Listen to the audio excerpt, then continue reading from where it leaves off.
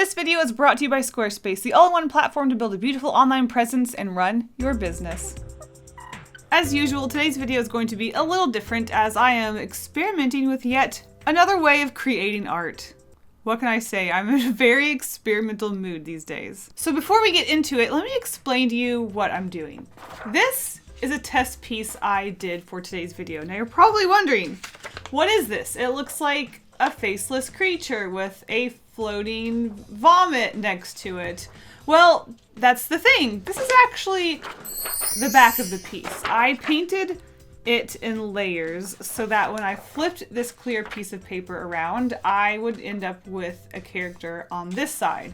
Now the question is, why am I creating a character on a clear piece of paper? Well, let's just put a background over here. And now we can have a character that can be over here. Our character can be over here. Or our character can be up close and the background can be blurred. How cool is that? This art is versatile. I love it. It is so cool. Do you want a blurred background? Do you want an in focus background? Do you want a bunny floating in space? Oh my gosh, is that not cool? So today I'm creating what I'm calling fake animation cells because the original idea was to have them kind of move. For example, if we bring back our little field, we could have this little bunny hopping through the field. Look at him go, he's just hopping through the field. What a fun little guy. So without further ado, let's get into creating our fake animation cell illustrations. So to get started on this project, I had to create a few backgrounds, and well, one of the first backgrounds was that field, but I wasn't super into how it turned out, so I decided to go with these other two illustrations I created, which was a sparkly, magical, cloudy sky. So I wanted to make this very colorful and fun, so I started off with this purple gradient up to a blue, up to white, and at first I had my normal, smooth, lined out clouds, but then I decided to make them a little fluffier by dabbing around the wet paint, and then I took some white gouache, splashed some starry stars into the sky, and then put some purple light reflecting on the bottom of the clouds, and I think this just turned out really magical, and I was super excited to put some sort of character into this setting. For the second background, again, keeping it pretty simple, I wanted to go underwater this time. So I have a simple dark blue to white gradient. And at first I was going to put some sand on the bottom and create an ocean floor scene. And then I decided to actually show the ocean top, the water, surface, the water surface, whatever. So I put details of the water surface on ocean surface. That's what it is. I put details of the ocean surface at the top after rotating the page around, and that was that. Next up, we had to create foregrounds. And if you don't know what a foreground is, you have your background, which is in the back of a character, and then you have the foreground, which is in front of your character. So for our starry night, sort of magical looking scene, I just created more fluffy clouds to go in the front of our character. I honestly just bashed my brush with white gouache into the clear page, and that was that. For the foreground of our ocean scene, I went with some simple seaweed shapes, and then I also wanted to create a very spooky looking creature sort of lurking in the depths of the ocean. And something you have to consider when drawing on these clear sheets is that what you are seeing or what you are painting will be shown in reverse. So although it looks like the creature is in front of the seaweed here, because I drew the seaweed first, the seaweed will be in front of the character, which will make the character hiding behind the seaweed. So once our background and foreground elements were complete, it was time to create our main focus, our character. But before we get into it, I want to talk about our sponsor of this video, Squarespace. With Squarespace, you can create your very own website, whether you build it from the bottom up or use their templates, and that's exactly what I've done. I used a template because it was simple, it was sleek, it was nice, I love it. What you're seeing here is my very own website using Squarespace. I have a portfolio where I show off my art. There's quick access to all of my social media accounts, be it Twitter, Instagram, Twitch, everything is right here in one website. And of course, I've got my online shop where I sell all of my merch. I actually recently launched this website a few months ago with my new shop and a bunch of new items, and I have not had one problem selling anything on my website. I haven't even needed to use their 24/7 email support, which is great. So be sure to check out squarespace.com for a free trial, and when you're ready to launch, go to squarespace.com/KaseyGolden to save 10% off your first purchase of a website or domain. Thank you so much to Squarespace for sponsoring this video. Let's create some cute characters to put in our little scenes. I'm excited.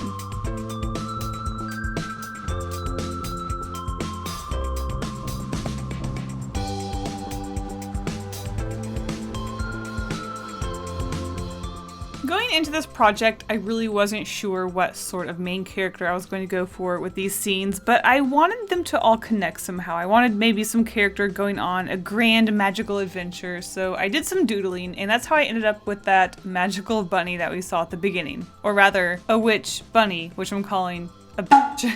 The one problem I did come up with that test was that I was really having a lot of problems working in small detail with gouache, and it is something that I've always struggled with when working with gouache, though I will admit I am using acrylic gouache in this video. I'm still going to call it gouache. If I add a lot of water to the gouache, it makes it too transparent, but it does make it easier to work with. But if I don't add enough water, it's very thick and hard to get small details. So I felt kind of pressured to work in a larger scale when going into this project. I was really hoping to have a very small character in these backgrounds so that I could make them sort of have a small animation movement to them. But what I ended up with was this large character in this illustration, which honestly ended up really cool looking, and I'm actually pretty excited just to frame these and put them on my wall. So working from the front backwards was something that was very hard to wrap my brain around. I really struggled with this one. Overall, things turned out pretty well. There wasn't any major mess ups or anything. As you can see in the test, things looked pretty well. The only thing I forgot when going into the actual illustrations was that I was giving the bunny freckles, and I forgot to put those freckles in. Everything else, I think I did a pretty good job at reminding myself on what to put in order, and I think it really helped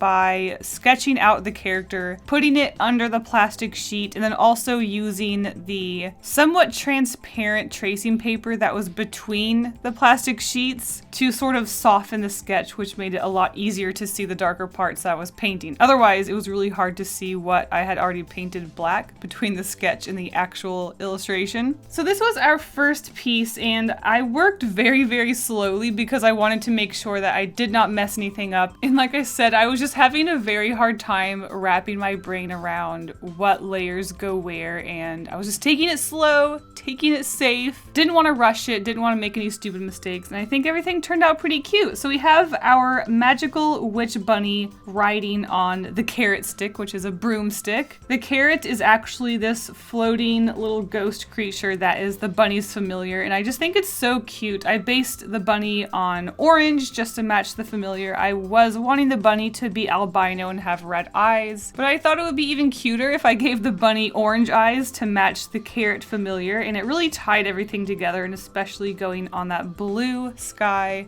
Mwah. Compliments to the colors. Some of my favorite parts on this illustration are definitely the poofy, fluffy bit on the carrot. It's just so fluffy and the gradient is nice. Same with the bunny's tail. The eyes are very blended and nice looking. I think just overall working with gouache is very fun. I love the colors. I love the way I can blend the colors. It's a little bit different than how I work with watercolor. And overall, I was very nervous to see what the other side of this piece of plastic looked like, but it was time for the grand reveal.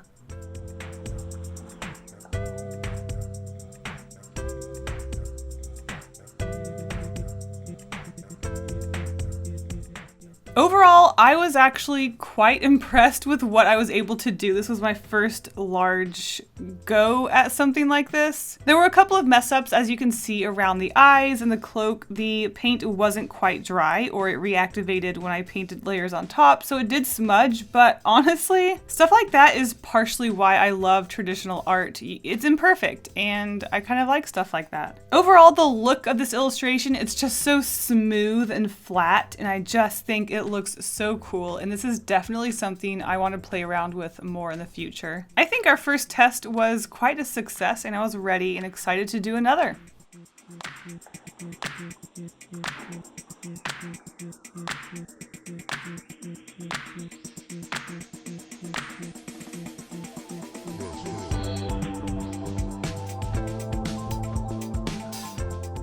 So for our underwater scene, I wanted to turn our witch bunny into a mermaid, as if she had put a spell on herself to breathe underwater, and her little carrot friend is a little goldfish that's following next to her. I think this was just such a cute little character that I kind of want to play around with more in the future. I had a lot of fun limiting the color palettes and just tying them together in fish form. We have the yellow and orange still there, just really pastel and nice. and cute looking, very soft like a mermaid. And I even kept the little bunny tail, so I guess technically this character has 2 tails? Don't ask me where the spine goes because I do not know.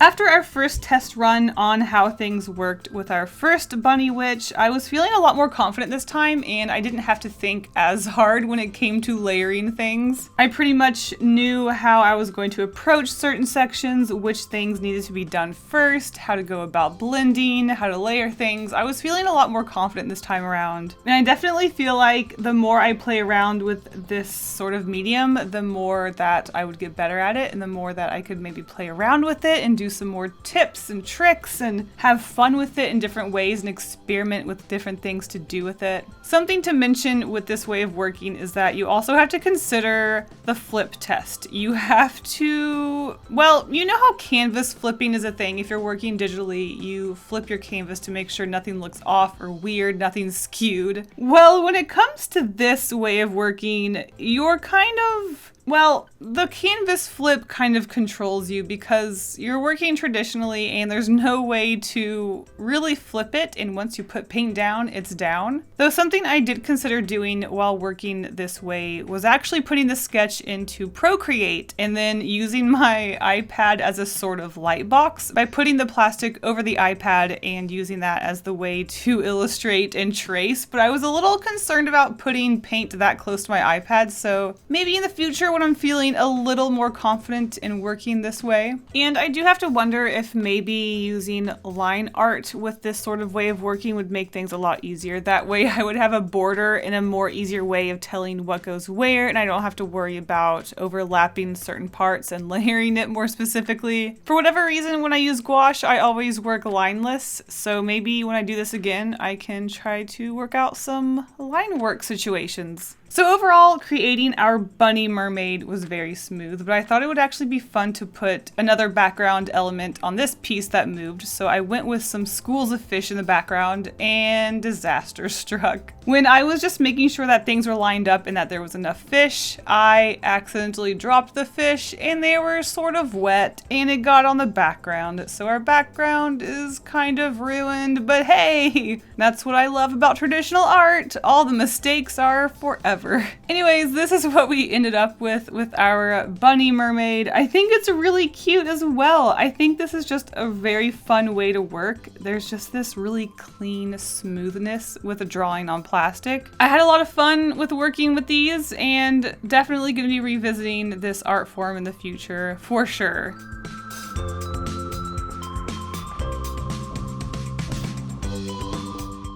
If you want to know the materials I used in today's video, they will be in the description as usual. And a huge thank you to Squarespace for sponsoring this video. Go out there, make yourself an art portfolio website, a shop, a gallery, or just try it out. It's free. All right, guys, thank you so much for watching, and I'll see you in the next video. Stay golden. Bye.